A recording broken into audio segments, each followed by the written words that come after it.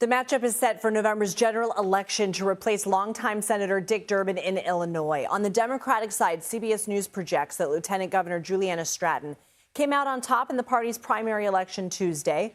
Earlier, she spoke with the Takeout's Major Garrett about the 60-vote threshold in the Senate, also known as the filibuster.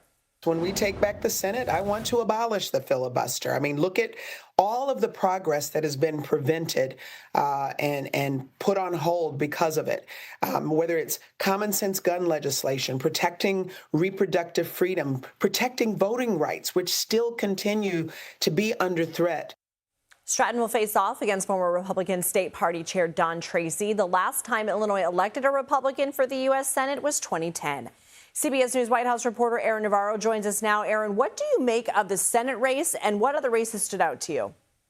Lindsay, based off Stratton's answer about abolishing the filibuster as well as her campaign pledges to abolish ICE, it's clear that the Senate, at least in the last 2 years of President Trump's term, will have another progressive on the Democratic side. And we know that she'll have some friends waiting for her in the Senate, as she was endorsed by Elizabeth Warren, as well as the other Democratic senator from Illinois, Tammy Duckworth. But Stratton's win is also a big win for J.B. Pritzker, who himself is facing re-election this November. But political operatives have told me that Stratton's win solidifies Pritzker as a political kingmaker in Illinois. He can tout how he has helped make history by helping Stratton become the sixth black woman to serve in the U.S. Senate should she win in November. These are all things that he can point to should he choose to run in 2028, things that will give him credentials among the Democratic base. Multiple candidates were backed by artificial intelligence and crypto groups. How did that play out, and how do you see this playing a role in future elections?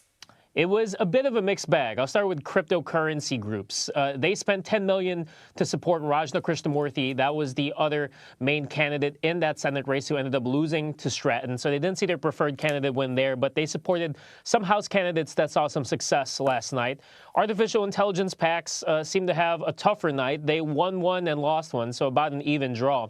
But it was the outside spending from the American Israel PAC, AIPAC, as they spent over $21 million across 4 Chicagoland House primaries. They won 2 of those, saw their candidates lose in 2 of those, and all these groups have pledged to spend more in the upcoming primaries. So Illinois was really just the starting point when it comes to these groups being the main players when it comes to outside money. Does anything about what happened in Illinois tell us about a strategy moving forward for the Democratic Party? Yeah, 2 quick things. It shows that outside money can backfire depending on where it's coming from. You saw Stratton and other candidates really point out the more corporate PAC money that had been boosting their opponents. Meanwhile, voters in Illinois knew about Pritzker's involvement and didn't seem to really care about that money coming in, millions of that, to back Stratton. And Stratton had also tested how far the Democratic Party would go when it comes to this message of abolishing ICE. It's clear it remains a progressive idea. We're seeing some candidates in Maine Senate race saying that they will pledge to push to abolish ICE. So it shows the political appetite is there still for the Democratic electorate, despite Republicans saying that they'll use it as a weapon against them in November's elections. Aaron Navarro, thank you.